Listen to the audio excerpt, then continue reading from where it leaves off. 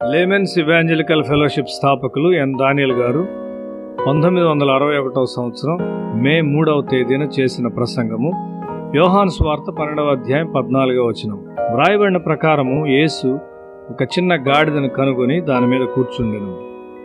ఒక యవ్వన గాడిద, మనము దాన్ని కంచర గాడిద అని పిలుద్దాం.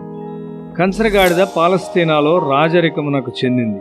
యేసు దాని మీద కూర్చున్నాడు. అది చాలా అదృష్టం గల గాడిద. యేసు ఎవ్వరిని అగౌరవపరచలేదు. ఆయన రాజ్యం యొక్క పనిలో ప్రతి ఒక్కరిని ఉపయోగపడినట్లు చేయుటకు ప్రయత్నించును. దేవుడు ఏ మనిషినైనా ఉపయోగించుకొనగలడు. యాన్ ప్రెస్టన్ చాలా బుద్ధిహీనురాలైన ఒక స్త్రీ. ఆమె ఒక ఇంట్లో సేవకురాలుగా పనిచేయుచుండేది. ఒక రాత్రి ఆమె దేవుని వాక్యాన్ని విన్నప్పుడు దేవుని ఆత్మ ఆమెను ముట్టింది. ఆమె ఆత్మ జీవములోనికి వచ్చింది. ఆమె దేవుణ్ణి సంధించింది. ఆయన ఆమెలో తన జ్ఞానమును పెట్టి ఆశ్చర్యకరమైన విధముగా ఆమెను ఉపయోగించుకున్నాడు. చాలామంది బోధిస్తారు కానీ వారు నీ ఆత్మను తాకరు.